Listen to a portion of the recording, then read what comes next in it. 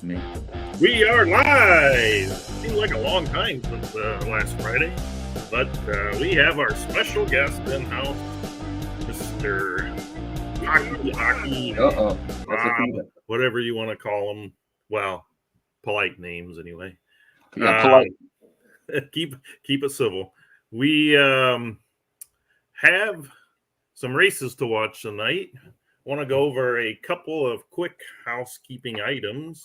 I will put the page up for the next race we're going to watch at 1940, an Eliminator race. But then I want to ask and remind folks of a couple things, especially remind myself of actually how to do this, as I seem to forget every week. So up on the screen, you're going to see the next. I'm going to make it full so you don't have to look at us. It's the next Eliminator coming up in about 9 minutes. Well, I got Bob here. Want to go over a few things real quick. First of all, reminder, we have an auction Sunday, open auction. I happen to look, and there are 10 pages of horses, 2-year-old and up, and breeders. Really? I have probably 8 or 10 horses in there myself, hoping people are interested in. If they don't, what's that like? When you're interested, contact me after. What's that like, Lee? It's like 8 to 10 pages. What is that? 80, 90 horses? I think it's 88 to a page, maybe. I'd have to go look, but yeah, it's gotcha. It might be 10 to a page, but yeah, it's a lot of horses, and there's a lot of good ones in there too. All types. $10 horses, $50 horses, $100,000. Well, I shouldn't say dollar. $100 horses. I haven't checked any of them out. I saw Gary and I were putting some in. I've seen other people. I think Stahl has put some nice ones in that he mentioned in the Discord chat, but I haven't gone back and looked. I did see a couple bids on mine, or a bid on a couple of mine. I believe I saw a bid on one of Foggy's, and I haven't looked in about a day, so there could be more bids, but we all know the bidding will really happen as the time for bidding gets close to when we do it live. We doing it live? That was my next question. No, I don't know. I mean, what time is it? I got soccer Sunday. What time is it? I'll get Gary on here with me. We'll do it live. Yeah, I mean, Foggy usually does a preview show when they're on. But the next question, what do we got? Still got 7 minutes. I forgot what it was. The auction question. Okay, well, I'll just skip to the most pressing question that really seems to be on certain people's minds, and that is, how are your goats doing? How are my goats doing? Yeah, the goats are doing fine. I checked in on one the other day to see how much more damage they did to the goat pen, and the lumber's ready. All the new metal fencing's ready. It's just I need to get over there, and I'm gonna build a nice new border, and it'll be better than the wall for certain. That's between Mexico and the United States. Oh, really? It's gonna be better than. Well, that's no wall. That was the wall that it was built for. You know what I mean? So that's a useless wall. But the one that I build will work. It'll work. They could take it down.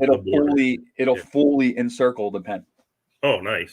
So anyway, they're doing okay. They're having a time of their lives over there, but they cause me nothing but headaches. The goats are cool and fun, but it's just too much. It's too much. Okay, then a couple quick points. I keep getting Poncho. Poncho has got the bat phone to you when you're going to get the new sales ring. Yeah, the sales ring will definitely be this weekend. I'm not sure if it'll be tonight or, exactly what day, but it will be this weekend. And so expect a new sales ring this weekend. Expect new packages this weekend. So if you still like any of the old packages, today, tonight, whatever is probably the ideal time to grab those, or because they will actually disappear Okay. soon. That was actually going to ask that as well. Yeah. So the new packages, any idea? Are they going to be more less breeder based? Yeah. Or I okay. think it'll be less breeder, but more evenly mixed. So you might see a little bit of a combination between sows, ring, and breeder. Okay. There'll definitely still be some breeder related items in there because it's still that time of the season where we get a lot of homebreds going. So it's still really the focus, and I don't really imagine a PAX to be swinging full to the sales ring side. I'm gonna try to mix it up. I don't know, incorporate maybe some more game credits or some geldings or shoes, or just try to do something different. I got you. So later on, if we have time for all of these, and however many you want to discuss, we'll definitely go over some of these stakes races that are coming up, and maybe go over some basics on the membership. Find out what's going on with the retiring, unretiring, if thoughts on that, and then maybe the sire breeder BC bonuses that you commented on. Yeah. I don't expect a total in depth, but if you could, Yeah, no, we you could can talk say as about. much as you want. Really, I mean, Yeah, we can talk about all those things, and then obviously if anybody else jumps in on the chat or on Discord, and if they have some questions that are within reason, I'll be more than happy to entertain them. okay, awesome. In a respectful way, hopefully.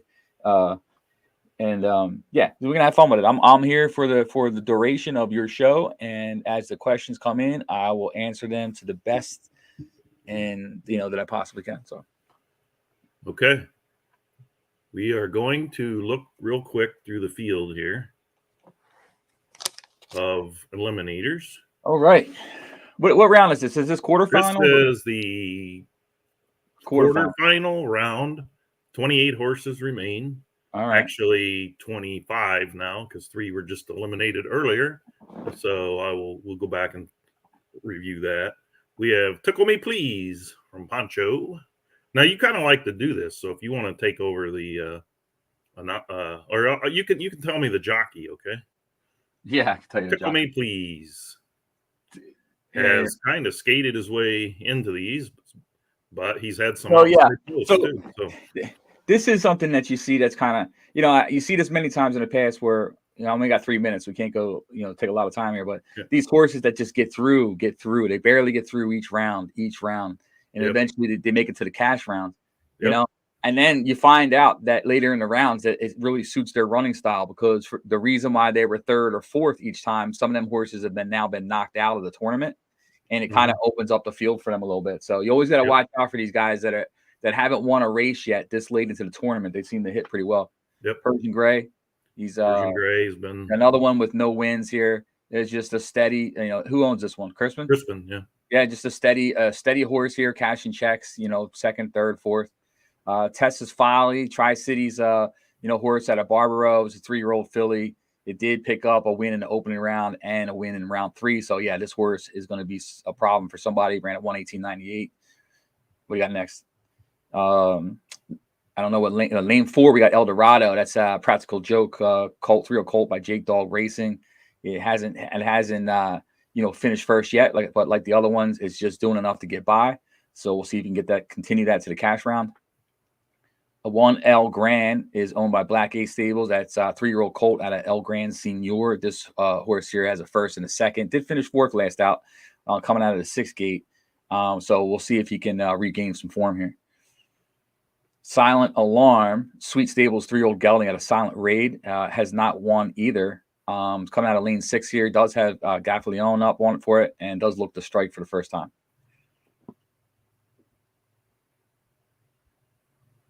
7 is Feel the Beat. It's a Creekside Stables Rhythm Trillion horse who has finished first, second, and third in the 3 different rounds, and just looks to at least get to the cash round. I mean, cash round is really what we're shooting for here. This here is going to determine who gets to the cash rounds of the semifinals. Well, they're all cash purses, but the added money going into the semifinals. So, are these 7 horse fields? 7 horse fields. So top 4 out of the 7 in each race advanced to the semifinals. Good luck to everybody. I know we had one heat run already. I didn't get a chance to look at the results yet, but congrats to whoever has made it on to the semifinal. And away we go, folks. Let's go overhead and see who's going to go for the lead. It's like my horse and Stan's. Hey, Stan, pull that horse back a little bit. Let me in. Selfish. I'm watching Creekside's horse here to see what the game plan is here. It looks like it's relaxed a bit here in the back. To see if it jams itself up, if it's pushing through to the end. Yeah. My horse is making a fatal mistake, challenging the speed here. But if Stan can clear the speed, I might get a decent trip out of it. All right. We'll see. I like El Gran as a sire, but sorry, let me flop over here to... Yeah, Creekside's making that move now. I mean, that horse probably is a stayer. It looks like it's not going to get hung up anywhere in the traffic, so I think that horse is going to come from the back and then he's hit the board. That horse you have there, that El Gran, is holding up nicely around the turn, which is always good to see. If he's gaining ground around the turn there, that he should be in the hunt here with a little bit of something down the stretch. I guess the one I'd be worried about is Crispin. He's pretty much had a fairly easy race to this point. I think Creekside closed this field out. I think Crispin's the 3 horse on the lead did set a track record in one of these heats, but I'm losing. Hanging in there pretty good. So the race is almost over. All right. It's just I didn't see a surge really. Yeah, no, I'm not used to this view, but held up. Sorry, I forgot to flip it over. I think the horses that made it through probably deserved to make it through. I mean, it seemed like the better 4. So Tri-City, congrats, Black Aids, Crispin, and Creekside all advancing to the semifinals. The rest of you guys, it's a tough way to go out in the quarterfinals, but you made a nice run at it, and we'll see you on the regular race card. Yep. Okay, we're gonna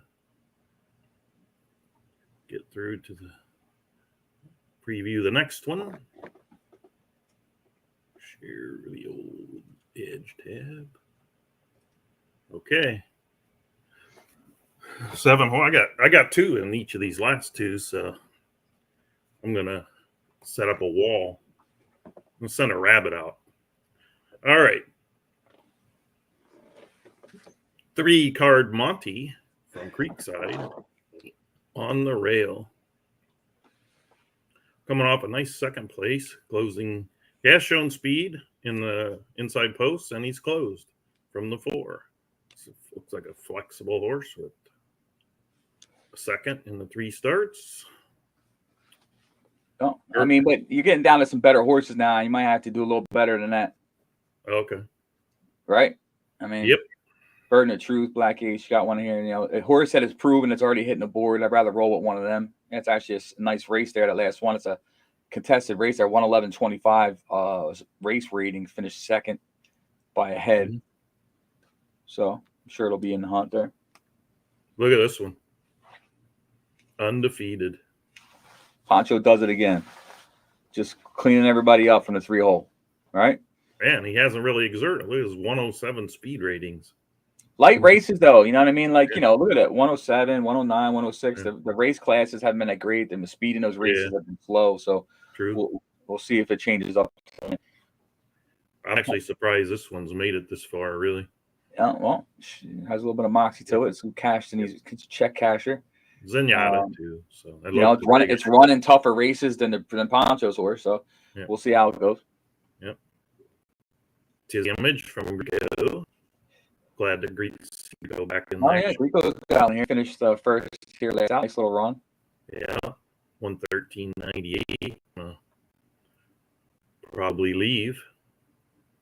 Paul got a couple thirds on the fourth. So he's one of those that kicks up. His last race, 116 speed from the inside, but he's not showing a lot from the outside. He does close, so you never know. Kangaroo Candy, 2 wins out of 3 and a second in the other one. Yeah, it looks good. It looks like a strong horse. So I imagine this horse here will be in the mix. He's had the inside.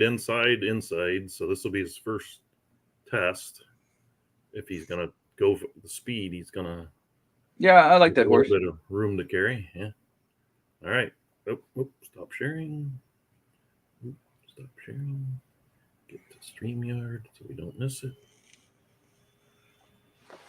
I think they're already off a little bit here. And me going first and me going last. Okay, so is that your strategy? You're trying to do? No, you're trying to do a rabbit and a tortoise. Yeah, that's it. The horse up front, I believe, is more of a 7 furlong stretches to 8 type. The horse in the back is probably more of a, I can't remember, more of a. Well, I mean, I like Candy's horse, man, but he took a long time to get settled in. That's never good. Yeah. Now this horse of mine likes to go out like this and then just try to hang. You know, he hung on one time, but I like my horse on the rail to get something out of this, but hard to say.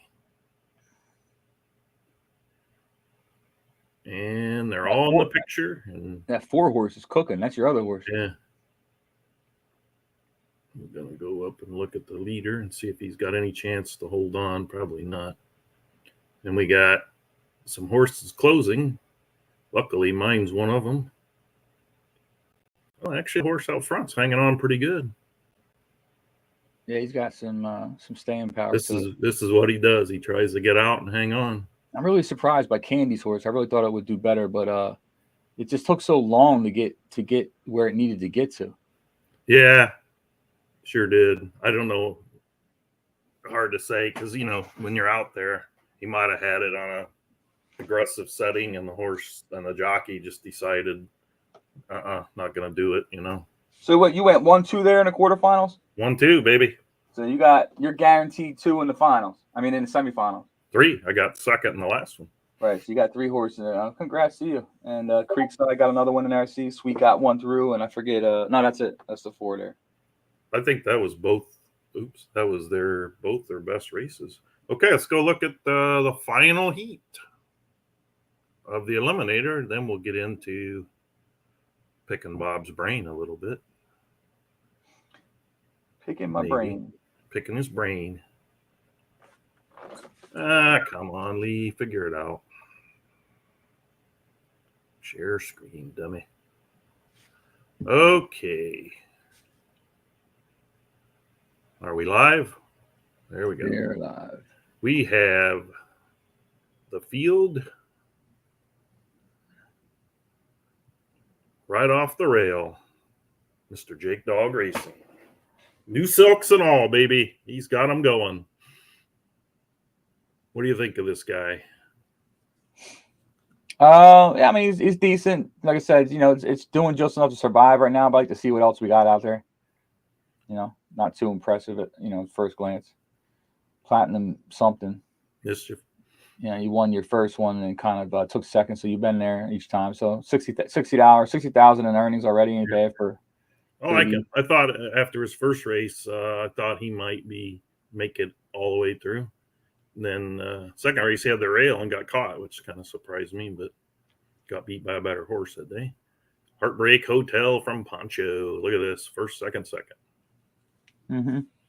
Same kind of thing. Maybe ran into a weaker first round, but competition stiffens up here as we go. He likes Pratt, and he's got. Oh, he doesn't have Pratt. El Gran Flambino. I like this horse too. He won from the 8. I thought he was gonna.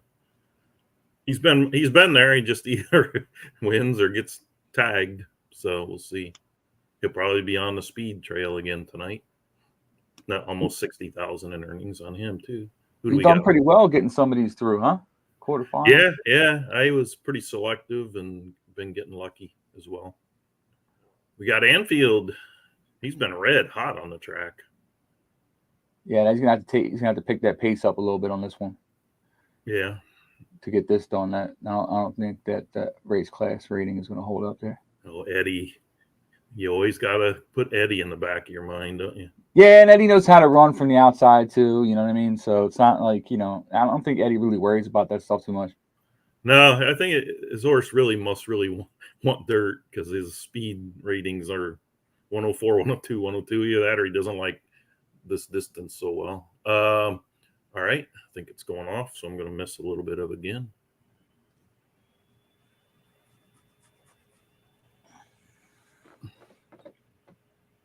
And they're off. And wow, 5 across the track.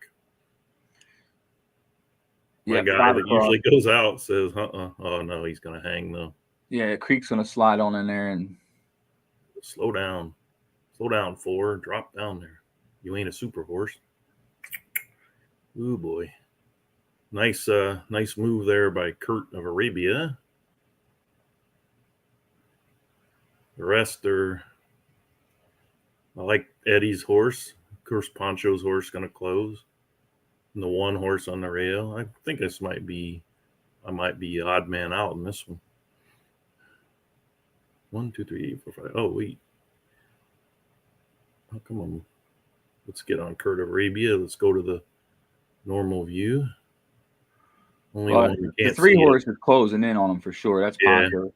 So's Eddie. So's Pancho's other horse going to be coming. So it's going to need to close and kick, or it's a wrap for that. Yeah. I'm looking at last and next to last here. Pretty easily 3 and 4 wide the whole race. But all right, here comes Pancho. And here comes Eddie. Here comes another Pancho.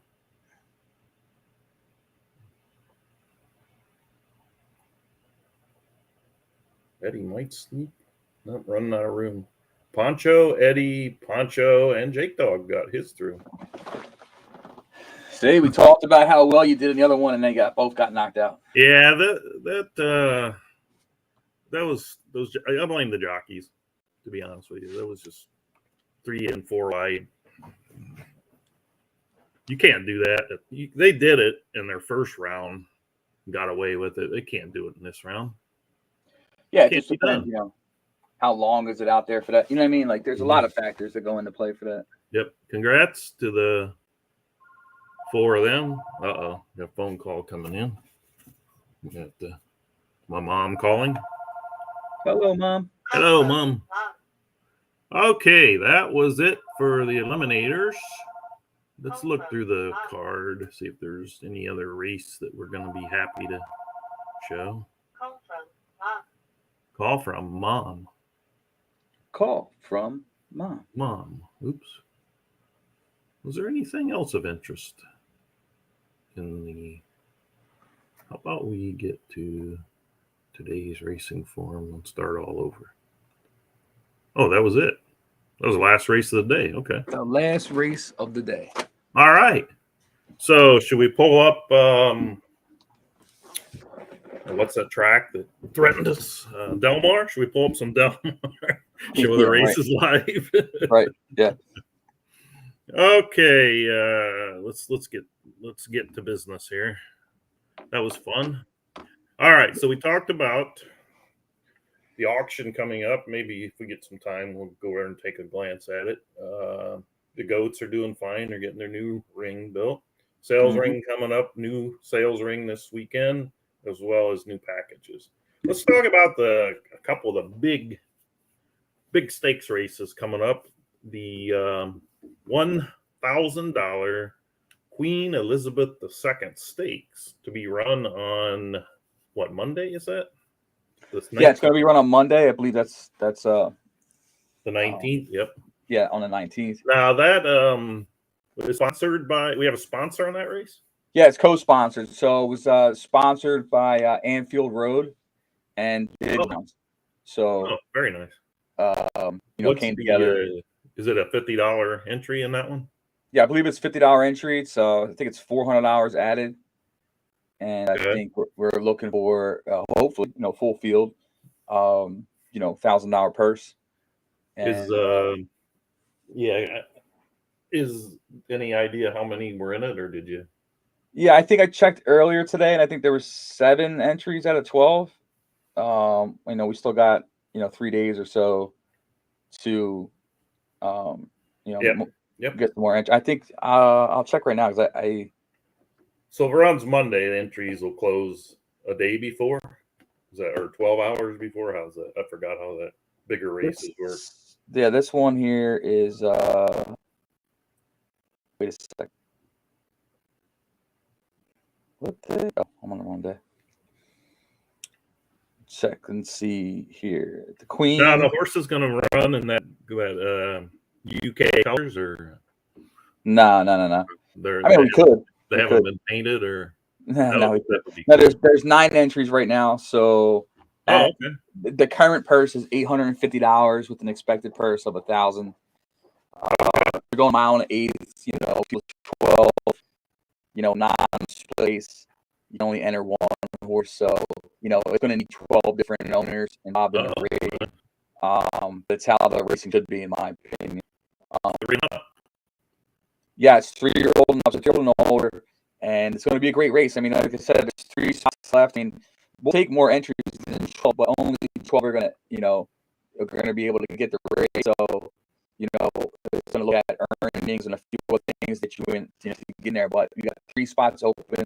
If you have a horse you think can take it, don't hesitate. You might be looking at the entry fee of $50, but the bottom line is it's $1,000 purse. You know what I mean? First place is taking $550, not counting any track bonuses, state bred bonuses. True. You could be looking at another 50. So you're looking at over $600 for first place. We talk about horse value here. This is what we're talking about. You know what I mean? So I'm glad that to see 9 entries already. Hopefully we see a full field in the honor of the late great Queen, who I thought was not thought, but I believe is one of the greatest, most elegant, people in the history of, Yep. So, and I don't think you'll see another monarch or a woman like her who's crossed that many decades. 70 years is a long time. Yeah, but it's just the impact. If you really know your history, the true impact she's had across the world is it's just truly amazing. So anyway, I was really happy to know that Anfield had that suggestion, and then obviously we took part in it, so to do a co-sponsored event, and hopefully the community enjoys the race. So awesome. That today, I believe he posted some parks races known as so next Saturday is going to be a big day for. Actually, next Saturday is it's just a huge day regardless, but specifically at Parks, stakes racing is going to have, I believe, 1, 2, 3, 4, 5, 6, 7. There's 8 stakes races at Parks next weekend, and all different types. So there's regular stakes, there's fillies only, colts only. I mean, there's 4-year-old and up, and obviously there's some two bigger ones for that day, or the cotillion. That's for 3-year-old fillies, and then we have the Pennsylvania Derby, which is for 3-year-olds. And not only are these going to be really nice purses, I believe the Oaks, or the cotillion, is going to be somewhere around $600 to $700 in purse money, and I believe that the Pennsylvania Derby will come in somewhere around between $800 and $900 for purses. And so these races obviously are going to score points to the the Breeders' Cup Championships, and then additionally these also are tagged for the Triple Crown and for the Kentucky Oaks. So the cotillion is the first stakes race this season that's going to score points for fillies towards the Oaks. And the Pennsylvania Derby is the first stakes race this season for 3-year-olds to score points towards the virtual Triple Crown. So, Hey, hello, Pat. Hey, Pat. We got concern from, I'm guessing this is Foggy typing to you. There's a cat crawling around on your piano back there. Yeah. I don't even like cats. Hey, come on. My wife tried to bring another one home today. We almost got into a little argument about it. So you might have said this with me. I saw it. These are double point races. Yeah, these are double point races. So not double points per for inside the category. So for instance, let's say the Pennsylvania Derby. Let's say this is actually what it is. The Pennsylvania Derby for 3-year-olds is scoring points towards the juvenile. Is scoring points toward the Breeders' Cup Classic. So it's a really important race. So not only is it an important race at a big purse next weekend at Parks, but it's a big race as for scoring points into the Breeders' Cup Championship. It's a Breeders' Cup Classic. So it's going to score the regular points, whatever it is for that category, but it also scores points towards the virtual Triple Crown. So when I say double points, that's what I mean. Okay. Basically, points in two different races. Okay. Yeah, I misunderstood that. I was thinking. Yeah, so it carries double weight. You know what I mean? So you get the same scoring within each thing, but it's scoring for two different events. Now, is that going to be a common thing, or is that just? Yeah, I mean, for a lot of the, so for I'm gonna say for many, if not all of the races that are tagged TC for the virtual Triple Crown, they'll score points naturally for those categories in the Breeders' Cup Championships. The only difference may be as we are continuing to load these races is that for the first time ever, we have a win and you're in situations.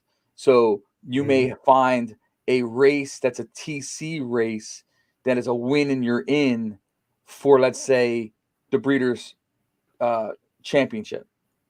You know what I mean? Yep. So like that's the only difference, So it'll score points, but at the same time, you might have one that gives you automatic entry into the final. Yep. So, we'll see. Will those be pre-announced, or will it just be when you post the race? I'm sorry, say it again. Will there be a schedule of those somewhere, or will you just? Yeah, so I just started building them out, and I do realize that I'm late with this stuff, but I have been having a little bit of a difficult time with some of this from a programming standpoint. So, just to be honest, I mean, it's not been very easy, but I hope to streamline it more in the future. But I have been working on it, so obviously more stuff was posted today, and then the schedule it will be posted, and then the win and you're in races will be posted. So there's already a spot on the site for that to be listed, so you can actually pull it up now. It just doesn't have anything listed. So eventually we'll fill that out, and then I will send notice that hey, check this page. And so it's not where I want it to be, but we're moving in the right direction. Okay, sounds interesting. See how many people. Well, I mean, what I'd like to have done. You only get one in those races that are automatic entries, or no? So what I'm trying to do is eventually have this all automated, so that like if you win one of those win and you're in races, that your horse would receive, for lack of better words, like a token or something. Okay. Right? Like a, whatever, an orange token or something like that, or a BC token. And what it does is it gives, that gives you the automatic entry into that selected Breeders' Championship race, right? Right. So, is that what you asked? Yeah. Now, what if I win the next one? Does the second place horse get the token, or just no token in that? No. I mean, it's not. If you win the next one, I mean, that's fine. You can only get it one time. But you can keep others from getting it. You're not limited. You're not limited to one horse in the final. So the difference this year, obviously, is the point scoring is much different, right? But also a big difference is in some of these bigger races, like the Queen's race that we just covered. You may only have max entry of one or max entry of two horses in those graded races. But if you're able to get your horses in the finals and you have three horses in the finals, you're able to run all three of them. So we're not going to restrict you come the Breeders' Cup Championships in any one of those races. If you've earned the right to be there, then your horse will be there. We believe that with the new point system in place and the new structure of the graded racing, that people are going to have to work as long as people enter. If many stables enter and partake, then we feel that people are going to have to work to get their horses in, and the best horses will be there. Now, obviously, if only 3 people participate all season long, then expect to see only those 3 people with horses in the finals. Okay. Right. So, we believe the time is right for site-wide participation. I know sometimes people look at these entry fees and maybe are hesitant to enter, but you have to trust your horses. I mean, if your horse looks like it has the ability, you got to play. Enter the horse, believe in the horse. Okay, because what you find is a lot of people have better horses that don't race in these bigger races, and instead they stay in more of a comfort zone as far as entry fee goes, and the horses do very well there. But the stakes is a whole different level, so a lot better revenue. And listen, you only need one really good horse to build a stable. Yep. Why you keep coming on here and dissing me like that? Who? Oh, because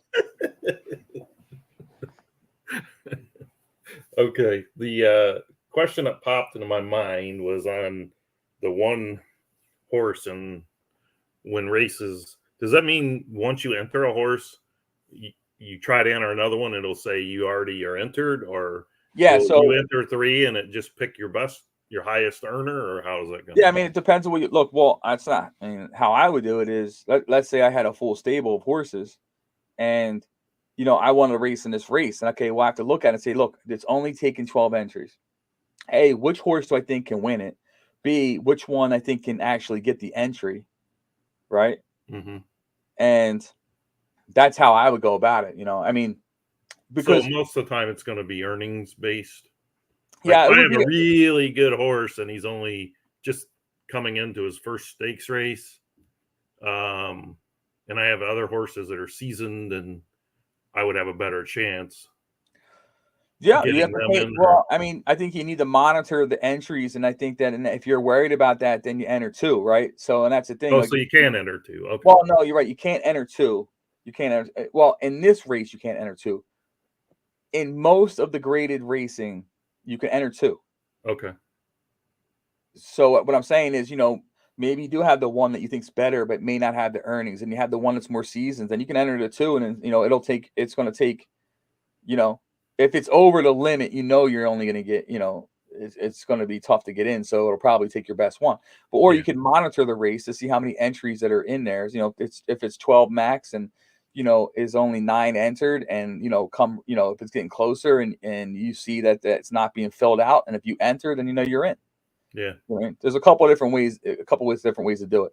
But what it does is, and what we're trying to do, build more of this. As you can see, there's many more stakes racing, and as we move forward and schedule them earlier and earlier, you're gonna find stakes racing that has non-winners of 2, non-winners of 3 stakes, or whatever, right?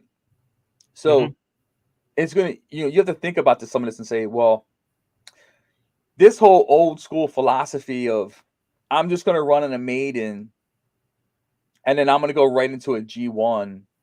Yeah. So may not work for you anymore. Okay, Right. because you might not have the earnings again. And I like that. I think horses should work their way up and say, you know what? I'm going to take this maiden and I'm going to win it. I'm going to shoot for this Belmont Reveal and win it. I'm going to shoot for this stakes race at Parks that's not graded to see if my horse has it. Okay. Right. All right. I did well. I placed first, second, or whatever. Okay. Let me shoot for this G3 that's coming. And you're able to build and earn and build your earnings up as you go, so that you don't have, you know what I mean? You're able to basically break some of that criteria when you're shooting for some of these bigger races. Yeah, and this year especially, because if you have one of those horses and you want to develop it, like you said, if you hang around Belmont and Churchill working your way out, you're running in $10,000 to $13,000 entry fee races, and you get full fields of those, you're gonna be earning 60, almost like a stakes race anyway if you win it. So yeah, absolutely. So that's, if you decide to go through this other 3 tracks, you're not going to win as much. So this is the first year I've seen you see races for non-winners of 2 or 3 or even maidens with that aren't blue bloods that have some nice purses. Yeah, I agree.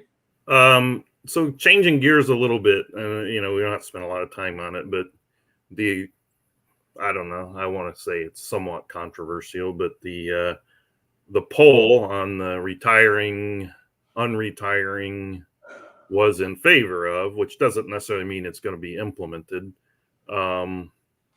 Any thoughts on when that would be kicked around, or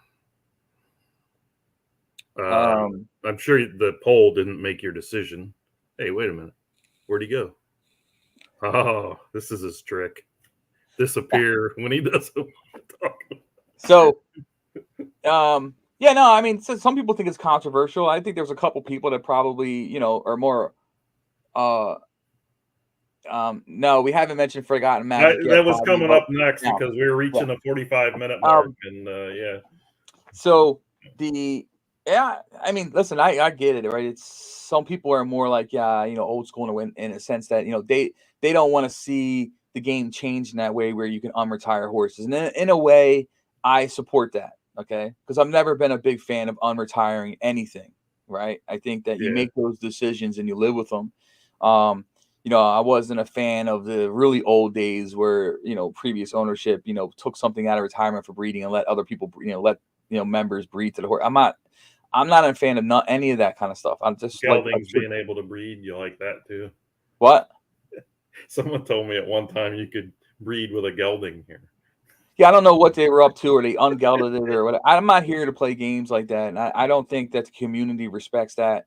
It's not something that I would ever do. In this situation, though, I can understand what they're saying because really, it's not like you've culled the horse or the horse is deactivated.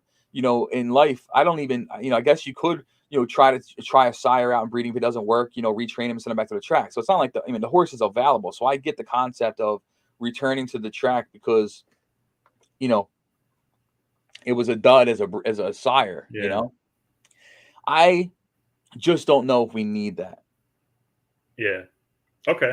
That's So fair. I haven't made my decision, about that yet. I see that the poll is in favor of unretiring.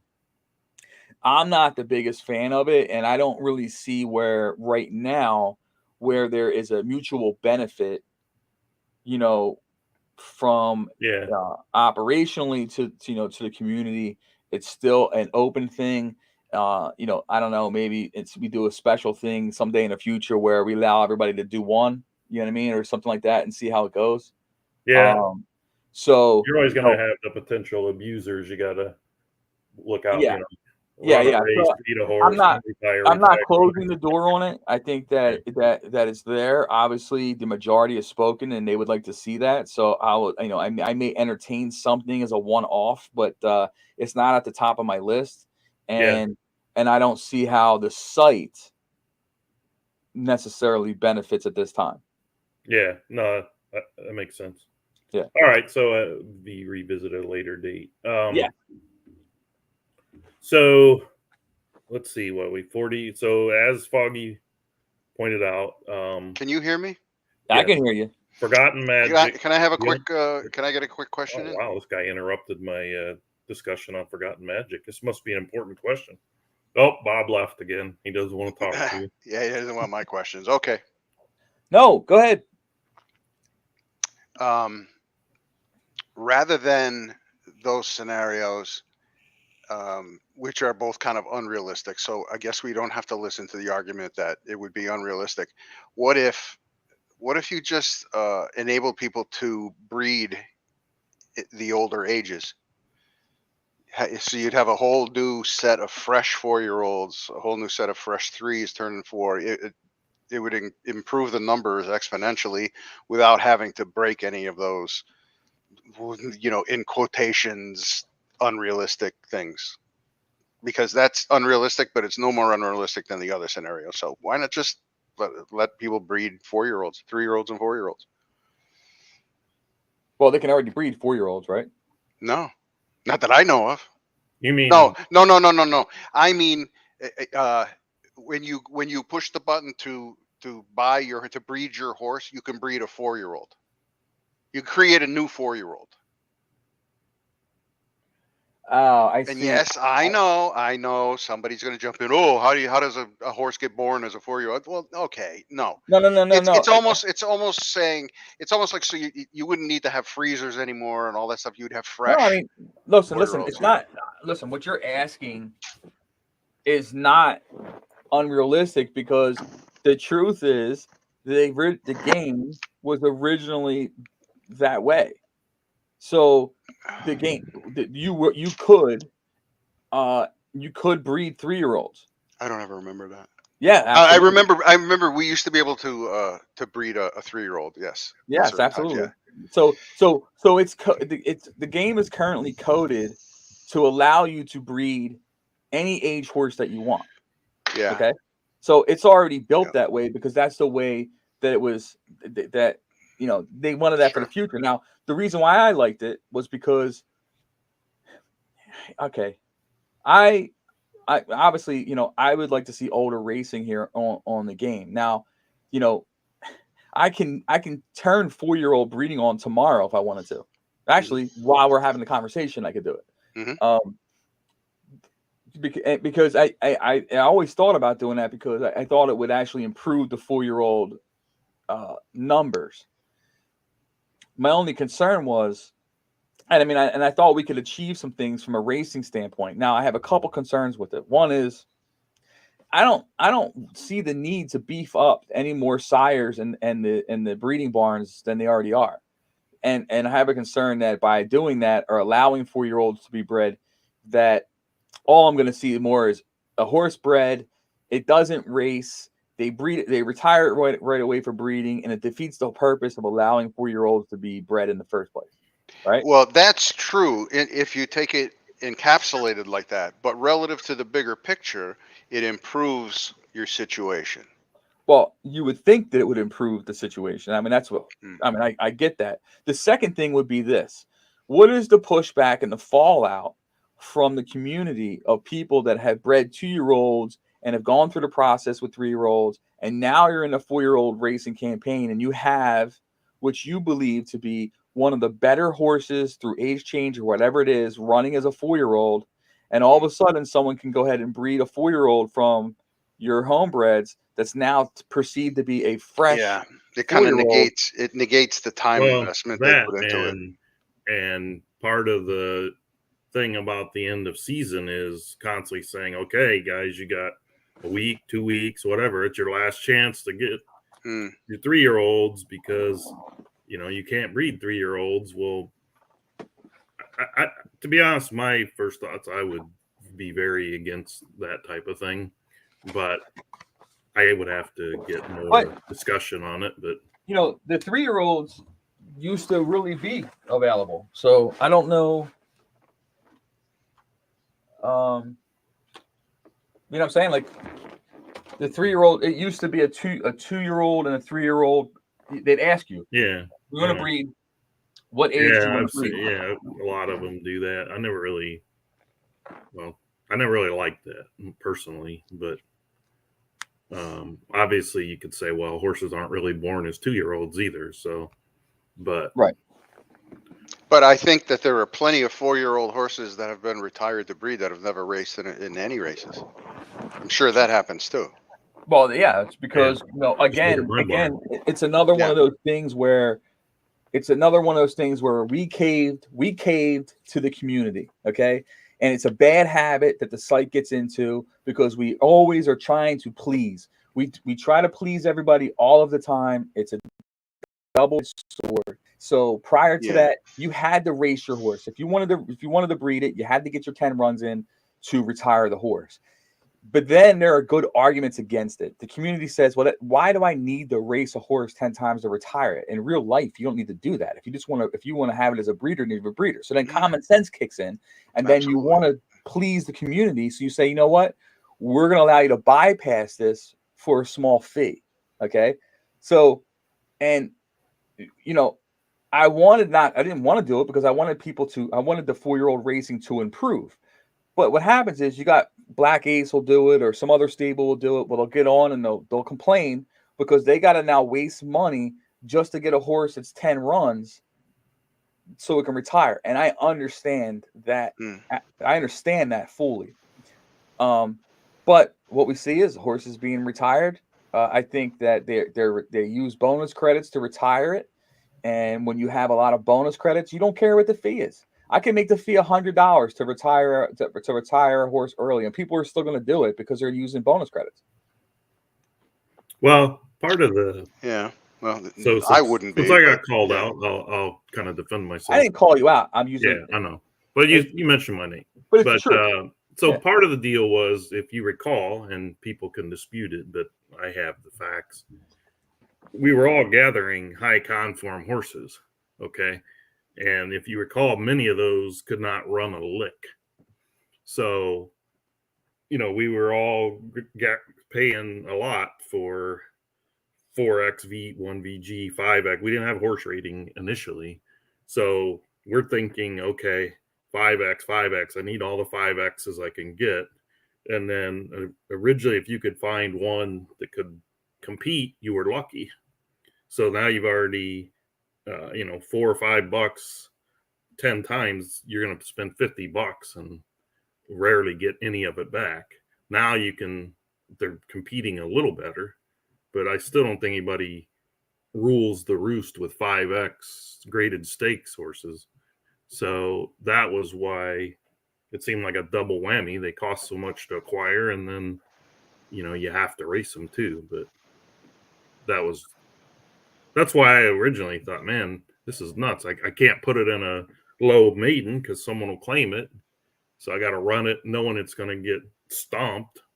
And if you have a lot of them, I was running 2, 3, 4 in a race knowing they were going to get last, next to last, just because you got to get, you want to get Right. their 10 races. Right. But like I said, it's a valid point. You know what I mean? It's not like it wasn't a valid point. It's just that, we do, we try and we respond and we try to do things for the community. And then it's like sometimes you just call it in that washing machine. You don't, you're damned if you do, you're damned if you don't. You don't, you know what I mean? You don't really know the right way to do it. What's the true right way? Leave it alone. Right. Because I didn't see where forcing those horses to run as 4-year-olds really helped the 4-year-old racing. You're talking about horses that are just field fillers, not really. Oh yeah, and typically, if somebody's going to commit to 10 runs, they're going to do it in the 2- and 3-year-old seasons to get them to get it done. So the bigger problem, it seems to me, I don't know if this is the biggest problem on the site. You'd have to prioritize it for me, but it continues to be how the 4-year-old platform kind of is languishing, but it's the very nature of the game because horses just run out of life. If they have a time clock attached to them, there's just that percentage that just aren't going to make it to 4 years old and be competent racers. So you've got that going against you and then when you're sucking the better ones out of the fields to be breeders, all that you're left with is crappy mares and geldings. Yeah, but you're seeing that's the entire 4-year-old platform. You're seeing a lot of 4-year-olds and up right now that are in the 3-year-old and up races, and they've either tailed off in their career or they were never that great, but they're beating these 3-year-olds badly in a lot. But that's because a few of them got that bump, the 3 to 4-year-old bump too, which is significant this season. So, yeah, well, it's going to happen. People are paying more attention to it, to be honest with you. What I found really odd was that the 2-year-old was the lowest participation in the Eliminators. I haven't exactly figured that out, but there are a couple reasons for it. Look, there was. I don't know. Look, I've talked this thing to death. I've gone back and forth with everybody about this, about the sales ring and breeding. People had their own opinions if it was bad or good. Some people had bad experience with breeding, while other people seem to have loads of horses from breeding at the same time. So, Candy made a point that if something was better as far as breeding or sales ring, then there would have been more horses. I don't buy that. You're saying it was the perception of a bad ring and the timing was terrible because it was during breeding season. So it held down. And it is a perception, but your perception is built off of your own individual results, and everybody had different results. So for every horse that someone would show me that was bad, I could show you a banger, right? Mm-hmm. So and what happens is people then this narrative starts, and then people have this opinion that these horses aren't good enough, and then they don't enter them. So that's the first thing. The second one was that we did run the Eliminator, I believe, 2 days earlier this season than we did last season. Okay. So that actually will have a little bit of impact on entries as well. Yeah. So it is interesting. However, the 3-year-olds and 4-year-olds were very strong. So, to me, it was encouraging. That's a better trade-off. Okay. Mm-hmm. because you guys can breed 2-year-olds all season long. You can't breed the 3s and 4s. So to have that type of early participation with 3s and 4s, I think speaks volumes for the site and for what kind of racing could be this season if everybody doesn't rush to retire these horses. Yeah. So. Also, it's kind of different, but I wanted to mention it before I forget.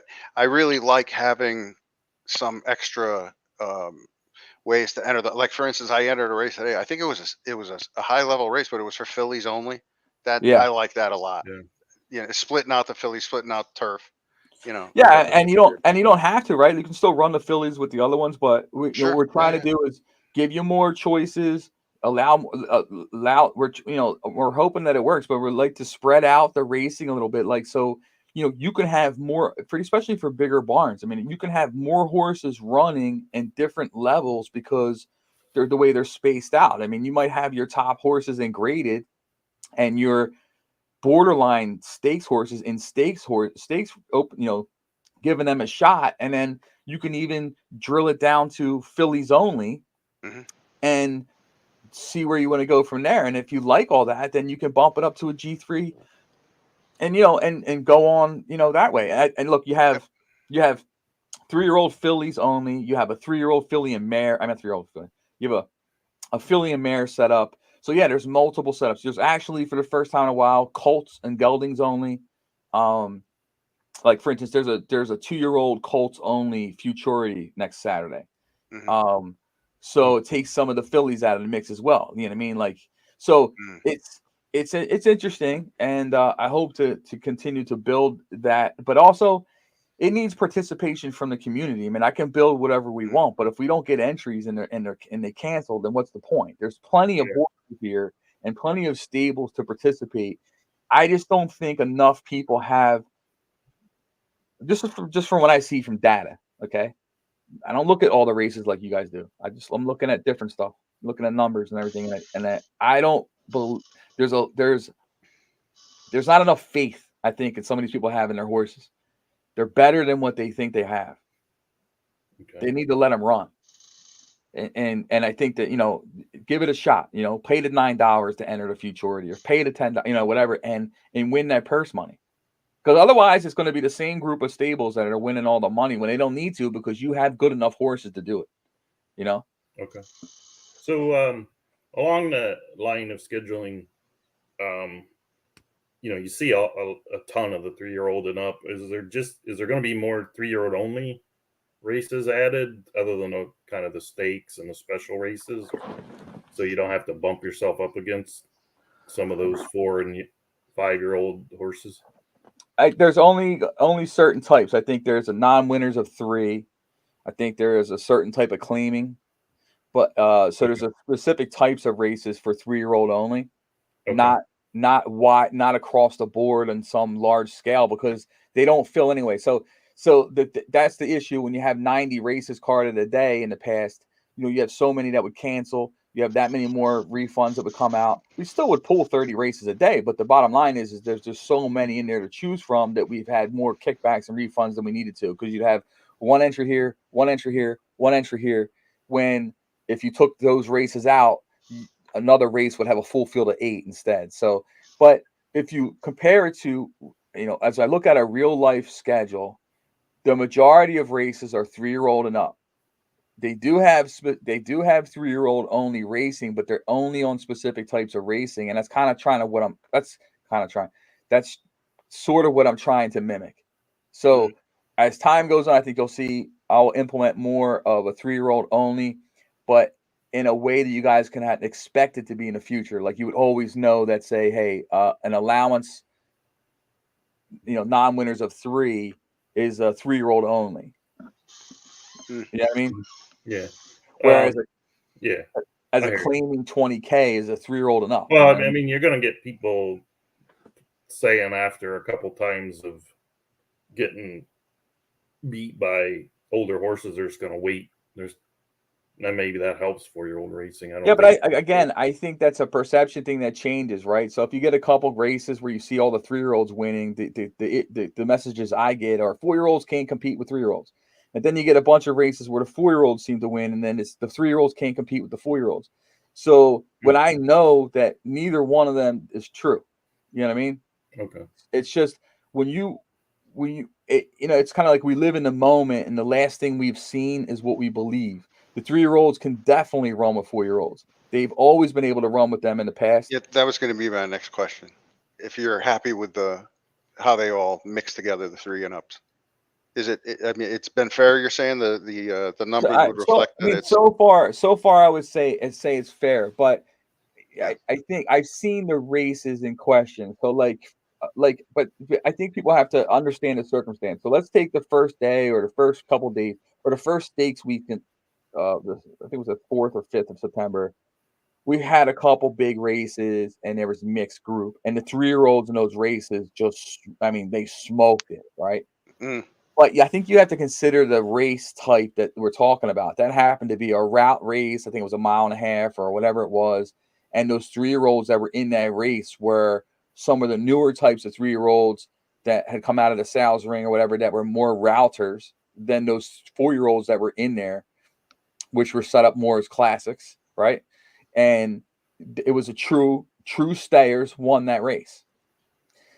But they just so happened to be 3-year-olds. So the opinion was that the 4-year-olds, can't run with the 3-year-olds because Arctic Warrior, one of the greatest horses in the site, finished like 8th or something. You know what I mean? And then it switches around, and then next thing you know, there's a graded race where a 4-year-old wins and a 4-year-old finishes second, and all of a sudden the 3-year-olds can't compete with 4-year-olds. But I would say so far it's pretty even across the board. And I think, yes, there are some 4-year-olds that have aged well, and they're going to compete well, in those fields. But I believe the weight is properly balanced, and it is something we're going to continue to look at. I mean, Lee, we did the race tonight, the G3 3-year-old and up fillies and mares, right? A 4-year-old won it, 3-year-old finished second, and so on. So I mean, it's. But I guess what I'm, and again, you're 100% right on what you recently saw is what you believe in.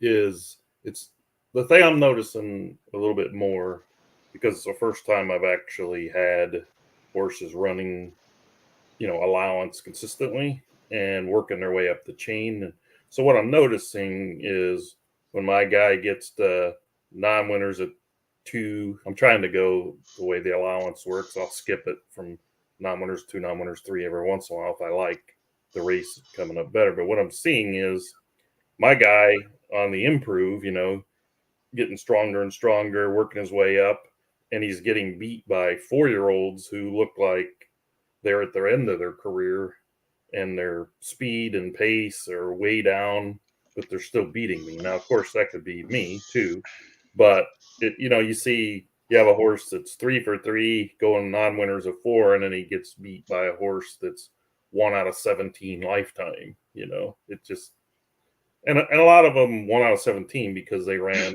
stakes races a lot, and now they're working their way down the ladder. But it happened to me a couple times. So you're right. I'm on the bandwagon of wow, I can't compete against these horses. Yeah, and I think that's the wrong way to look at it because historically, we've run WFAs here. We've run weight for all ages for 2, 3s, and 4s, and in those conversations, we're always that a 2-year-old and a 3-year-old can't, are stronger than a 4-year-old, or a 2-year-old is stronger than a 3-year-old and a 4-year-old. So, we can go off of like real historical data here and say, we know that this is not the case, and I just think that if you looked at that race and said, forget the horse was a 4-year-old. What if it was a 3-year-old and you still got beat in the same way? You know what I mean? What would you say then? Is the horse, what? So I understand from a stable's mindset of what I would think about that race. I get that. So I don't want to discount that, but there's nothing that I'm seeing now that tells me that they shouldn't be or can't be racing together because it's not something new. We've raced 3-year-olds versus 4-year-olds for a very long time on the site. We just haven't carded it as much as we are now. So now it's in everybody's face. So we're getting that reaction. And like I said, I don't want to discount it, but it is being monitored. But every time I see a 4-year-old win, and the next time a 3-year-old win, the next time 4-year-old, it makes me, I'm happy. Okay, so we've kind of beat that to death, I guess. On the claiming front, and it could again just be me, but for 2-year-olds, a lot of my 2-year-olds, it looks like their only option is a maiden, a 2-year-old first time racing, a maiden or a 10,000 claimer, or else some large 50 or 75. It doesn't seem like for a 2-year-old, there's very many 15, 25 type claimers yet. Is that just me, or is it on purpose, or like will the gates open for 2-year-old maiden 5,000s or 2-year-old maiden 15,000s, or? From my understanding, there are maidens built across the board. Let me just check something. Okay, it could just be the horse running types I have, but it seems like I'm putting a lot of horses in maidens because I don't want to put them in a maiden 10, and I can't seem to find anything in between except a 50 or a 75. All right, so I just checked off the box for claiming for 20,000 and below. Okay. And I got claiming 16, claiming 10. Are they maiden claiming, is what I'm saying? Oh, they're all maiden claiming. Oh, those are all maiden claiming? Okay. Yeah. So what did you get? Maiden 16, maiden 10, maiden 16, maiden 10, maiden 16, maiden 10. So it looks like there's only 2 types that are carded below 20,000, and that's 16 and 10 for a maiden. Now, if I go above that, so let's just click the 20K and above, and then let's see what that. Maybe there's an issue. I don't know. I can't. So I'm looking at it now. Maiden 50, maiden 75, maiden 50, maiden 75, maiden 25. Maiden 25, maiden 50, maiden 75. So it looks like 25, 50, 75. So it looks like 10, 16, 25, 50, 75. That's the true one. That's what we actually have. Okay. So let's just work that out. What is the issue, and if I need to address anything? So it's 10, 16, 25, 50, 75. No, I'm just used to seeing, like at parks, you see the 5 and the 8 and then you go up to Gulfstream and you see 75 and 10 and 12.5, and you still see them, I believe, for the olders. It's only that I was noticing it on 2-year-olds when I was going. Yeah. So you have to figure this. In fact, figure this in, and you'll see this in the rest of the schedule. Is that the first month of the season for the schedule? These horses should be running maiden races, right? Mm-hmm. Especially the first couple weeks, right? Mm-hmm. So I know what happens, right? So it's like I got a horse that should be running a maiden 10, but instead it lost a maiden 10. So now I'm going to run it in the 5K open, right? And that's what the history was of this game. Pancho will do it, Eddie, whatever. Everybody would do it. And next, you got a bunch of horses that, there's no conditional racing. There's no racing to a program. It's willy-nilly, throw horses anywhere we want. So what I didn't want to do that with this schedule in the first month for 2-year-olds. My thing was, you're going to run in a maiden, one of these set maidens, and try to break your maiden. And then once you break your maiden, then you can get to one of them other classes of the 8Ks at parks, the 5K non-winners of 1 in 6 months, or not 6 months, but in 1 month, or 5K non-winners of 2 in 60 days. Those you're going to start to see for the 2-year-olds. And the same thing goes for Gulfstream and the rest of them. So the initial month, I'll admit, the initial month, mostly maiden claimers for 2-year-olds. Okay? Or non-winners of 2. 16, so you're saying if I don't win a maiden, I won't see claiming races that are for... In other words, I have to win a maiden before I can go run in a 8 claimer. That's not what I said. What I said was the first month of the season is what you're mostly going to see are the maiden claimers for the 2-year-olds to break maiden. Okay, in the second month of the season and onward, it opens up as far as what claimers are available to you, so that it helps promote the conditional entry aspect of horse racing. Okay. I I should be trying to race to the program and race the book and race conditions properly to maximize my potential profits or whatever. And that's kind of what we're helping to force feed initially. Mm-hmm. What I didn't want, which was the first week of the season, and everybody's slamming horses in a 5K open for 2-year-olds, which makes no sense to me. Why would you skip the 7K non-winners of 2? Why would you skip the 7K non-winners of 3, 7K non-winners of 4? The natural progression of a horse. If it's a claiming type horse, then you're going to maximize everything you can for that claiming horse. So maiden 10 breaks the maiden, goes into 7K non-winners of 2. Next month, Lee, October. Let's say you didn't break maiden yet, but you want to run in the 7.5K non-winners of 2. Okay, you can. It's on the card. Okay? But you can run a 7K non-winners of 3, 4. And let's say you run through those. Now you're out of conditions for horses on a regular condition. Okay, I'm going to go race now in the 8K open, and I should be running into other horses that have won through its conditions and are now have to race in the 8K open. Mm-hmm. If I can't win the 8K open, and I did it for 30 days or whatever many days it is, I can now drop it down into the 5K non-winners of 2 in 30 days because that's what the condition, it fits that condition. If it wins there, then it doesn't fit that condition anymore and has to move into a different claiming category. So it's almost like a real horse book or condition book. The difference is we have you don't fit this mold, but we have different types of players here. Some want to run it like tight, like a condition book. Then other ones don't. Like Eddie's not that way. Like TNT is a perfect example. Big stable. Doesn't really have a whole lot of like. I don't think he has that many horses as Poncho, whatever. But he will just run where he thinks he needs to run them. Where some people are really tight to a book. Like Crispin's more of a. I guarantee you he's a little bit more precise on his condition book. Or Tony might do it that way. Your question was a little bit different in the sense that that's all you see because that's what's been carded for September. Right. Okay. Now, if you look further out, I believe. Well, I don't race. I don't have a horse. I don't have a horse I can. Yeah, I haven't looked further out, but I just acquired a lot. You tell me when and later on when you look further out with a horse that has a race, if you see something in October where you see a 7K or something like that or 8K where it looks different to you.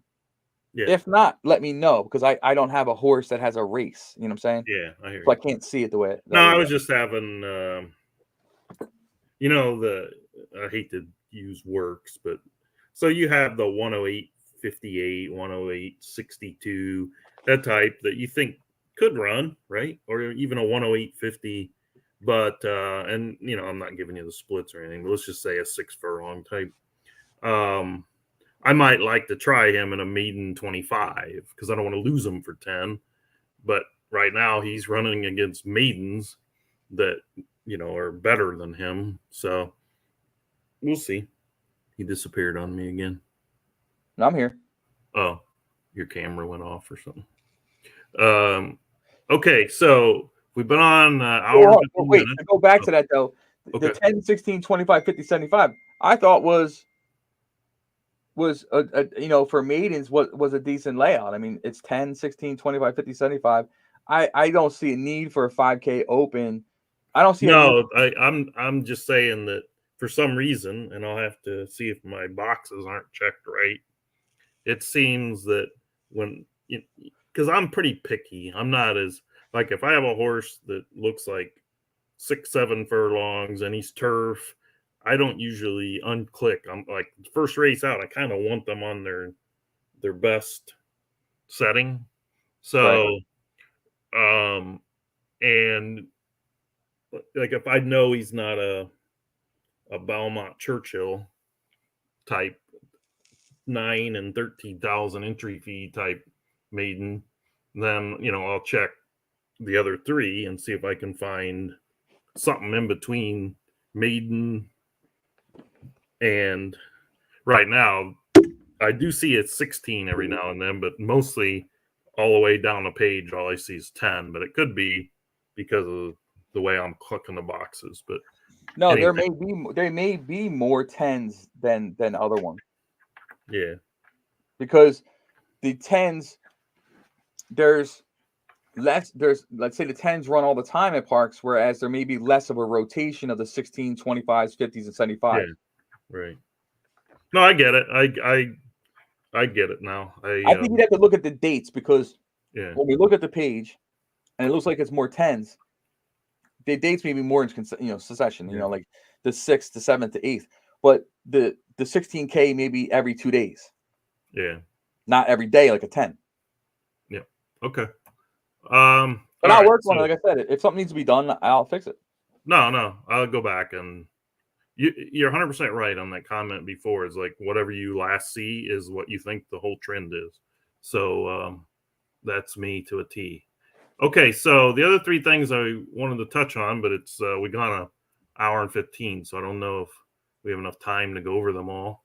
Well, maybe you can just briefly talk about everybody's seeing that their basic memberships, and I guess new people are seeing more than one type. So without really having to divulge details, unless you want to, I'll get into it. I got all night. No, I got 15 minutes. Okay, so let's talk about this, the memberships, Yes. and we'll table the other stuff because it's a little more in depth. The Breeders' Cup nomination, as well as the sire, breeder, and sire, breeder, and BC owner bonus. Okay, we'll get that maybe another time. Oh, I thought that's what we're doing now. What are we doing now? Oh, membership types, which sort of leads into that. I guess because that's actually breed. That don't take that much time. Okay. All right. Well, if you can whip through an overview I think of what we those, do is we could actually follow it up with another one with more yeah, detail that's what I meant. Let's after I just give an post overview. something, and I can go over the post. But what we have here is we have a basic subscription that is free to all people that when they join the site. So I believe they give 3 months free of a basic subscription. They're not a paid member yet. They can't they can't sell a horse or claim a horse or get the horse, none of that kind of stuff unless they've actually paid for a subscription. But they're able to race here with the free basic subscription. The basic subscription in the past was created to help offset and pay for server fees and day-to-day stuff, for the site. Some time ago, it was then switched to bonus credits. So prior to bonus credits, it was always a pay-to-play subscription fee of $8 or so a month or whatever it was. Once the bonus credits got involved, then no one ever paid for it. It never helped offset anything. It never really helped fund anything. So to this day, subscriptions really don't help offset or fund anything to the site. It's meaningless from my perspective. Okay. Mm-hmm. Now, the new one that's been created that we haven't really discussed too much is the gold membership. The gold membership is active right now, although we have not tied it to anything, and that's what we're going to talk about next. The gold membership, however, will not accept bonus credits. It is a cash pay option, but it's going to open up the ability for people to make cash bonuses, and that's really what it comes down to. Is it's the gold membership is just a next level membership that opens the door to more revenue for you. Or other things that we're going to give you as benefits on the site. So we did finish the programming on the gold membership. And now the next phase of the programming was what you were about to get into, which was the 3 new bonuses that are going to be made available, which are sire bonuses, breeding bonuses, and Breeder, right? Breeder. What? You said breeding, but I think you mean breeder. Yeah, breeder. So sire bonuses, breeder bonuses, and owner bonuses. And you can stop me again anytime you think I need to clarify anything. But so basically there's a triple bonus option that's available. We'll set a percentage up. I don't know what that percentage will be yet. It'll be 3%, 4%, 5%, whatever it is. But essentially, you'll be able to get a so if you own the sire of a horse that has cashed in a graded stakes race, you will receive a bonus because you own the sire. I breed a horse and he goes and wins a race that's considered eligible step one, as the owner of that sire that did that one foal, let's just say I've only had one foal. Yeah, let's say that one. Then I have step one, I have cleared the hurdle for the bonus of owning that sire that bred that foal. Right. So Okay. if you are the sire, and everybody sees it, right? So if I have a 3-year-old that wins a grade 2 or whatever, it says who the sire is. Whoever owns that sire at the time that the foal was created receives a So I bonus. sell the sire to somebody, that foal still, its earnings come back to me because No. I would. If Or you I were to stop ever, breeding it. let's say you have a sire that has produced foals that's earning bonuses from stakes racing, right? Once you sell the sire or deactivate the sire, you're no longer going to receive bonuses for that sire. Not even on the horses he already bred. No. Oh, okay. As soon as the sire is gone, as soon as you no longer own the sire, you're not getting bonuses anymore for that foal. Okay. So as soon as you sell it or whatever, you have to own the sire of that foal. You know what I'm saying? You know what I mean? You have to be the owner of that, sire at the time the foal was created, and you still have to own the sire. So if you sell it or deactivate it, those bonuses go away. Okay. All right. Now, if you sell the sire to someone else, and that guy now has the sire, he's also not going to get any bonuses for that foal because he wasn't the owner of that sire when the foal was created. Okay. So it's in order for him to receive bonuses for the sire, he's going to have to produce new foals. Right. Which is and any of why those he would new have foals, accumulated the sire. Right. right? Any of those new foals that race and win great or whatever, now he's eligible for those bonuses since he owns the sire. Okay. Right. So Okay. in order That's to the sire bonus. that's the sire bonus. You need to maintain ownership of the sire to collect bonuses of the foals that you created while you owned it. Okay. If you don't own it, there's no bonuses for sire. Right. Okay. And it's not transferable, like we just covered it. It's not transferable. It's not like if I can sell it to you and then you pick up the bonuses. That's not what happens. Yeah. The foal can go anywhere, but as long as foal can go anywhere. Yeah. Yeah. We'll get to that. So the second one is the breeder's bonus. Okay. Breeder bonus. Okay. The breeder bonus. The breeder bonus, if you are the breeder of the foal.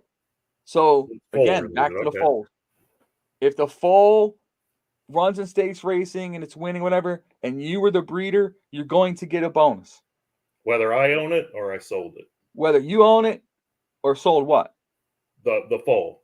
Yeah, so no. I breed a really good foal and somebody Poncho steals it from me in a 10 claimer. The breeder, just think of it like this. The breeder bonus is a forever tag. Yes. Okay, cool. It's a forever tag. That foal can be sold 50 different times to 50 different players. It doesn't matter. And I get it. You're always getting the bonus. Okay. Because you're the breeder. Awesome. Okay. That one's easy to understand. That's the easy one to understand. The foal one is simple as well. The foal bonus is whoever owns the foal, whoever owns the horse at the time. Okay. So you could get all three, theoretically. Yes, you could get all three bonuses. If you own the sire, were the breeder, and you own the horse, you can get a triple bonus. Nice. Okay. Okay. Can I follow up? Yeah. Yeah. It was the one in the middle. The breeder. Crap. The breeder. Oh, okay. So the obviously that horse is retired, and you're saying that's transferable? No. Like if I have a horse that's going to be paying. No, that's for a racing horse. So you breed a horse, that horse runs its life.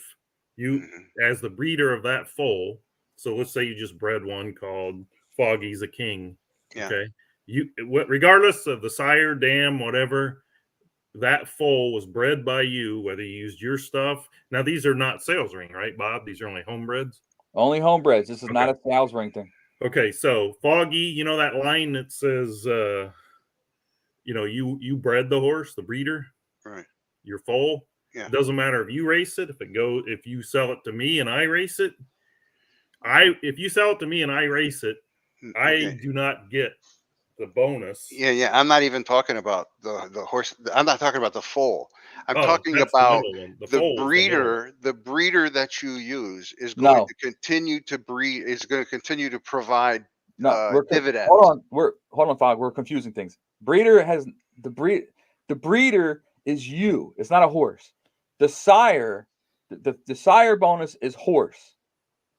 The Oh, okay. breeder All bonus right. is breeder. Okay, that answers it then. Because I was going to Okay. say, if you had a horse that was paying off dividends, you could sell that after the fact. It has value. You know what No, I'm yeah, the saying? sire. No. The sire would have value because it's Sure. already created. It already has a track record of creating foals that can earn bonuses. Yes. Okay, Yeah, that's what I'm saying. but you can't. It's you're not going to sell it and then bonuses transfer to a new owner. Right. Anything that's So been I'll give created. you a live example. I recently put That's up fine. like 2 or 3 sires on the sales page. They were bought by a couple different people, and they've bred horses with them. As I had horses with them, but they're kind of older and retired. So now, by selling that sire to person A who used it, I really have nothing left. Everything from a sire bonus that he breeds is all him, because all the ones I bred are retired. So my sire bonus is over, but it's a selling point because you can say, hey, you're the owner of the sire now, so you're going to start getting that bonus on anything you breed. Correct? Yeah, I mean, the sire. I mean, it's another bonus for someone to buy a sire. Is there's a sire bonus? Yeah, well, you have to think of it long term. As we evolve the homebreds, and sires and mares are more and more important, and maybe we make some tweaks to conformation so that you can start matching up horses better and start producing certain types of offspring. You have something to gun for, and if you know that this mare or sire have a history of firing out foals that can run, then that's more valuable now, because you know that the offspring not only can run, but they're also can collect bonus money. The foals are going to allow that sire to collect bonus money. Yeah, So and you can put one up on a page, and someone take it and breed a champion, and you're going to still get the sire bonus back from it. right. So just remember, the sire bonus is only available if you own the sire and the foal is still running. If you no longer own the sire in any way, bonuses Even if the stop. foal's still running, then okay. Even So if the you have foal's to still kind running. of think that over. If I'm about to sell a sire, but I got this stakes running foal that Foggy has. You know what? I'll just keep that sire. Yeah. But again, it's not going to be a bonus on every single race either, I assume. No, it's more graded stakes racing. And then again, the breeders one is a forever tag. You just need to be the breeder. Yep. If you're the breeder, it doesn't matter where the horse goes, the foal goes. So you're always attached to the horse. Always attached to the foal. To the offspring or the whatever you call it. And then there's the owner one, which is if you own the horse, And the last part of that brings it all together is the BC nomination, which is what we're changing. So right now, the process is every time you breed a horse or sales ring or whatever, there's a checkbox there that says BC nom my horse. You check the box off, and then the horse is automatically BC nominated for $1. So basically, you always have that option every time you breed. One, that's almost a useless feature for us at this point, okay, for a number of reasons. Two, I'm tired of always getting messages from people saying, I forgot to click off the box. Can you help me? In my 20 pack. Because then, I mean, it's so, and then, I go right down the list. But basically now we're going to change this and actually now make it mean something. So it's actually not going to go all the way back to the sire, okay? So when we make the change, the sire, whoever owns the sire before they breed to it in a season or before they ever allow it to be listed publicly for breeding, has to make a decision right there if they're going to allow this horse to be BC nominated. This is what triggers everything, okay? Mm-hmm. Just because you own a sire of a foal and the foal's going crazy, you're not getting a bonus. The foal has to be BC nominated, but the only way a foal can be BC nominated is if the sire was originally BC nominated. So the original owners really got to Yeah, and Okay. it's once a season, so it's like, if you mess up this season, you always got next season. But it's not going to be an after the fact thing. It's not going to be like, hey, I'm going to list this horse, but I'm not going to BC nominate it. And then 2 weeks later, you're going to realize, hey, you messed up because it's producing good foals. I'm going to message Bob and see if I can get my horse BC nominated. It's not going to happen. Okay.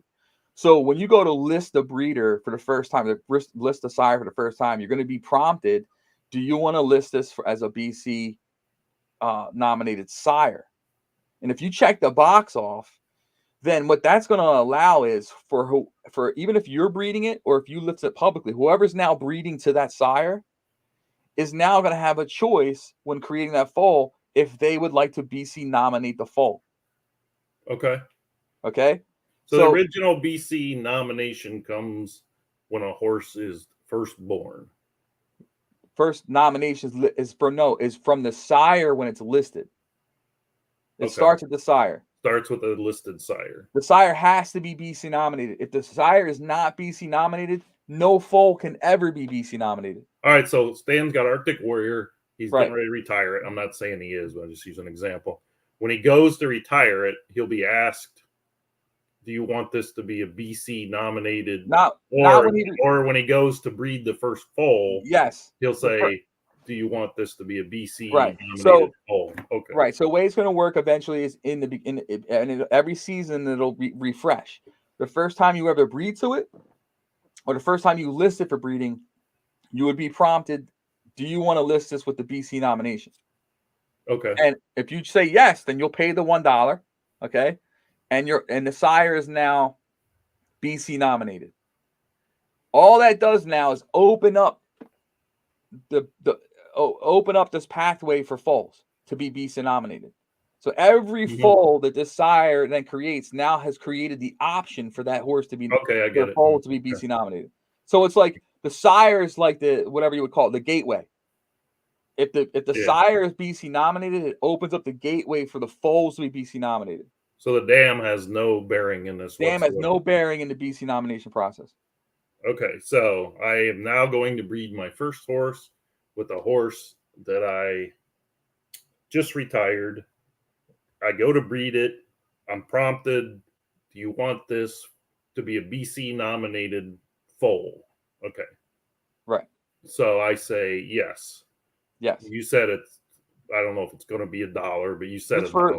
This is just say for $1 for now. Just say it's $1, right? So $1, and then there's some kind of little stamp attached to this horse. That's when that orange BC thing would be stamped on your horse. Okay, so now this horse is running away and he's a BC foal. And the next horse I get ready to breed, I forget or I mess it up, and he's not BC. Are you saying next month I can change him to BC, or next month? That's the part I'm getting confused on. The next. Yeah, no, we're talking foals now, right? Not sire. Foals. No, the foal has to be nominated at birth. Okay. Okay. If a foal is not nominated at birth, it can never be nominated. Okay. So what was the 1 month thing? The 1 month thing is for your sire. So let's say this season you list your sire for breeding. Okay. And you didn't want to BC nominated. You didn't want to pay the $1. Okay. Because it's a one-time fee. It's $1. Yeah. It's not $1 every time someone breeds to your horse. Okay. It's $1 for the first time, right? And you decided that you didn't want to do it. Okay. But my own foals I can still pay each time, and listen, it's the gateway. If your sire is not nominated, it doesn't matter if you produce 1,000 foals. All 1,000 of them foals cannot be nominated. Okay, so back to the first example where I'm breeding my own horse for the first time. When did that sire get the BC breeder tag or whatever? At that time, right before you breed to it or right before you list it publicly, the very first time. Okay, that's it. If you list it or breed to it without nominating it, you cannot nominate that sire for the rest of the season. Okay, so I retire it and I say, okay, I want it to be BC. So then it's just the offspring where you'll have the option yes or no. But if you didn't do the BC, you won't have any option whatsoever. They just won't be foals that are.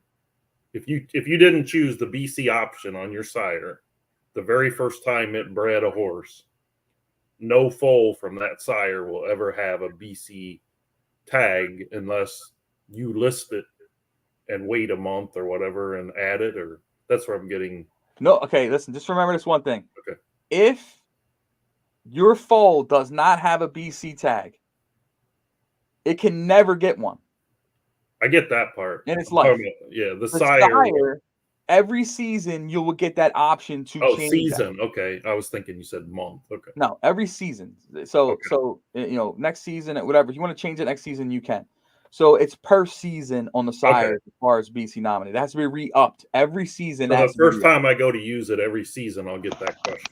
Yeah. But if I did it the first season, I don't have to worry. It's ongoing forever. No, if you do it the first season, you're still gonna be prompted the second season. Oh, so it's only good for one season. It's one season. It's one season. Okay. So okay. The same way it would re-up for if you forgot, it's the same way it would re-up if you didn't forget. Is there a lifetime option? There is no lifetime. I mean, it's per season. Okay. It's per season. Now, to clarify something here, people are going to be asking, well, yes, I know what the next question is. If I can't nominate my foal for BC, then I'm screwed. I can't race it. No, it's not the case. If you have a foal that, let's say you like this sire on the public breeding page, but the guy didn't BC nom his sire, so you already know the foal's not going to be BC nominated because that's the rule. Yeah. But you don't have to. But that doesn't mean you can't run in the greatest stakes, and it doesn't mean you can't run in the Breeders' Cup Championships. You're still, even though you have a foal that's not BC, it's not a BC foal, it can still earn the points just like any other horse for the Breeders' Cup Championships and so on. The only difference is if you're not a BC nominated horse, then you can't enter those big finals races for free. So let's say the $2,000 Breeders' Cup Classic is there. It's free entry to all BC nominated horses that have earned points and have earned its way into it. Your horse may be number one in the standings with points, but it's not a BC nominated horse. That means you do not get free entry into the $2,000 race. If you would like to partake in the $2,000 race, you're going to have to pay the fee, most likely a $50 entry fee into the $2,000 race. Okay. So I think we can do a follow-up, and maybe we can show stuff on the screen, like how it plays out. Yeah. I mean, I'm going to write it all out and stuff. And that horse, and here's because more of like a diagram, but you get the background of it, which is there's new bonuses. You can get all three. You can get one. You can get two. What's transferable? What's not transferable? All of it though is triggered by a BC nomination process. Your sire has to have it for the foals to have it. So I guess the obvious question then is, if I get a superstar sales ring horse, I'm pretty much gonna have to pay the $50 to get in the big race at the end. For now, okay. I haven't made a final decision on the BC process for sales ring yet. Okay. I know that the bonuses we talked about are all homebred only. Yeah.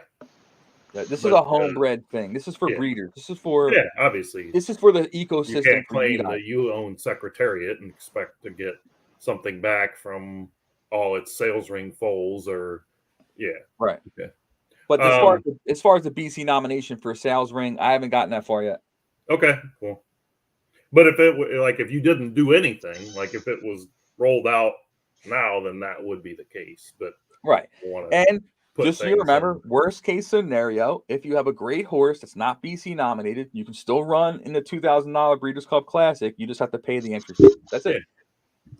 I got you. So, all right.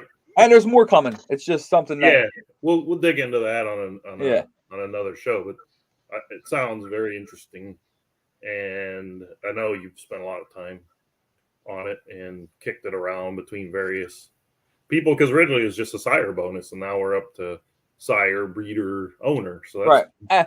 Exactly. But the last piece of that is that you go back to the membership levels, the gold membership. Yep. Like, in order for you to get these bonuses, you have to be a gold member. In order for you to get the state bred bonuses and stuff like that, you're going to need to be a gold member. Okay, and they, again, not holding you to anything, but the basic as we know it now would continue on as is, like you get it from a package, you get it from your bonus credits, or the package one never really worked like it was.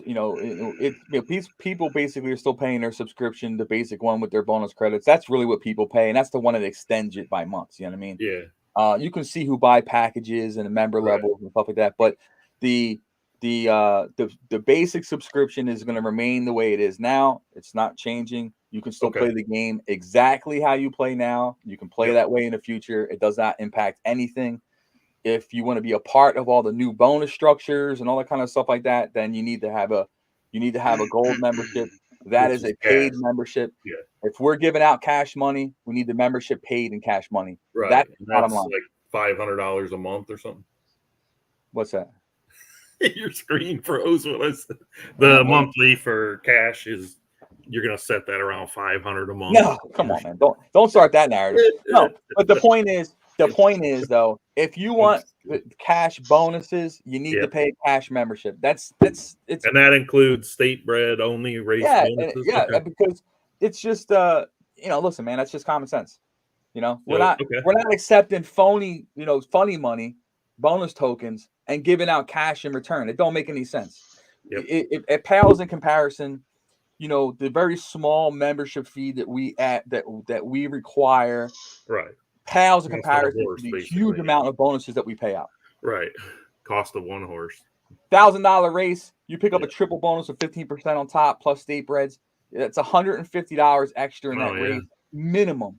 And that would be cool. And that's one race, and I don't want to hear anything about $8 or $9 a month on $150 on one race. Yeah, that will be interesting. The first time there's a horse that wins a big race where it's the state bred bonus and the owner breeder sire, that will be something. Like 500, say it's $550, and you do 5% plus the track had the 10% state bred. When you're talking 25% on top of that 550, that's amazing. If again, I'm not holding you the numbers. Yeah, no, I'm just saying, but you get the idea. That's how it should. That's how it should work, and that's where you get something. You're getting something in return for that gold membership level. Yep. I'm just not doing it with funny money. That's all. No, I hear you. Anything else you want to talk about? Anything upcoming that we don't know about yet? You want to? No, I mean, there's a couple things that I'm working on. Like, I wanted to, there's so much going on early in the season with programming and also the Eliminators. I feel like I'm behind schedule like crazy. I am around. I wanted to work on something for parks for a futurity event.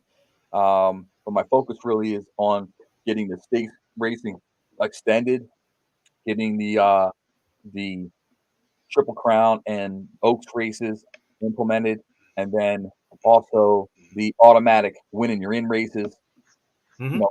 Finalizing the set. And I think once I have all that stuff up, then I can kind of relax and then kind of, do a little more forward thinking or respond a little bit better to you guys, react a little bit better to what you guys need. Because it's good that you have nothing else going on in your life than just this. Right. Because look, I still want the new distances in. I still want the new tracks in. I mean, there's a ton of stuff. So okay, so I'm gonna wrap it up, and I'm just gonna suck up here. It's gonna sound like a suck up, but where else, folks, are you going to go to a site where the owner will come on and spend 2 hours talking about various things, taking my abusive challenges and answering them in a positive? But I mean, you go to any other site, tell me where that's going to happen. And so thanks, Bob, for coming on. Now juice my horses up some more. Okay. Yeah. No, I appreciate that. It means a lot. I mean, that's I have a lot of passion for this, but I do it for you guys, and I'm always going to be here. You know what I mean? Even when you think I'm not here, I'm here. A lot. And you have your own shows as well, so where you just have to take my abuse. So Fog, yes, sir. Anything you want to I know he wants to run, but I was looking for one point on the sire bonuses, but I'll ask you because you seem to know Go ahead. What's going on there? So the sires, as they retire into the breeding barn, they pay $1 to be BC. And The then first time you breed with and it, yeah. the first time, okay. But then you have to re-up that. It's $1 every season for First breed of every season, you get the option again. Or if you go to list it. okay. But Mike, so I guess why would you ever not do that? Why would you not BC Well, that's a nominate good it? question, really. But What would be the strategy to not doing it? Do you there save wouldn't any be. money Just or you don't think you're going to be toting out BC caliber horses, I guess. I agree. There's really no reason. Sort of like now when you buy Yeah. one, really, what's the reason you don't do it? But so are you getting at something like maybe that's in your membership or something, you know, or the default is yes and you have to pick no, or yeah, I guess, okay. you know, and I know he's certainly not doing that's not a money grab, that dollar, everything. Yeah. So it's just like, why not just like charge it doesn't cost anything to retire now, does it? Why No. don't you just do it like a $5 retirement charge for Oh, every you can pick sire? it It's around. Yeah, certainly worth that's it. why we have the show for And that's input. it then. But that's it. That's in perpetuity as long as it lives. Well, So yeah, you might get that's screwed out of $1 on the end somewhere, but probably not. yeah. The way people breed, you know. Well, you got to with remember, with stuff. anything you roll out, it doesn't mean Yeah. that what the way it comes out is final either. So No, that's true. Yeah, so I'm sure if this rolls out and there are enough, it just seems like a lot of work and a lot of actions that need to be taken where they're really not that important and it's really not that much money. And I don't know, it just seems awfully cumbersome for something you could just do $5 to retire the horse and be done with it. No more of any of that crap afterwards. So, yeah. but whatever, Okay. you know. Well, yeah. Yeah. There's Good. some people I understand now, though. there's Thank you. people that aren't going to want to do that. So You know, but it's I give the option. everybody's different, right? And like any other bill in real life, you know, there's an invoice shock. There's a total, you know what I mean? There's a total shock, right? So there's going to be people that will be more, I think, that will be more willing to pay the $1 for the BC nominate than be pissed off that in order for them to retire something, they got to spend $5. And the next thing you know, they're going to want the $5 to be bonus credits. And you know, Right. it's so yeah, I get Foggy. You're not wrong. It's not. It's obviously that's an option. It's clean, right? But there are going to be people that absolutely would hate that. Yeah. That they'd have to spend $5 to retire something. It's the Right. same. You know, it's the same way people are pissed off that they got to pay, you know, money or even bone, and they're pissed off they got to spend $5 on bonus credits to geld a horse. Yeah. And it's funny money. Who's Kestic Mastering? That's Chrisman. Oh, okay. I thought he was Christopher Scott or something. Yeah, he is. Oh, he's got multiple IDs. Yeah. Is he running 5 different stables on here, Bob? And he's also TNT and Poncho and no, I got to stop the conspiracies here. Yeah, well, listen, the good thing about conspiracies is that eventually there's just so many of them that it doesn't even matter anymore. Yeah. Like literally none of them hold water. Like I hear the funniest things ever. You know what I mean? Go watch my for all you people that think I'm juiced. Christman's at work. My man Chrisman. Go watch my last 30 races and see that's how dedication by Chrisman. Look at this guy, yeah. We'll get him working and he's jumping in. Oh, look at him. He's all dressed up. He's all dressed up, ready to go. Yeah. Yeah. Smooth. Thanks for coming on. But all right, Bob, thanks a lot. And good luck to everybody that makes it to the next round that made it on the 3-year-olds. And good luck. 4-year-olds, we're coming up on the semifinals. Is that up next? We have a 4-year-olds on the semifinal round. Cash round, baby. Tomorrow. 2-year-old semifinals tomorrow or quarterfinals? I think it's the quarters. Quarters. Okay. Are you having a show tomorrow, Mr. Foggy? I didn't have plans to because it looked like we were gonna enjoy the good weather here. Okay. All righty. I saw you got a bid on a horse in the auction, so that's nice. Yep. Yeah. I'm appreciative. All righty. Thanks for everyone. It was a very good show, and we'll see you next Friday. All right, man. Good job. Thank you. Bye, Chrisman. Later, guys. Later, Pat. Bye. Crew. I'm out. Okay. End broadcast.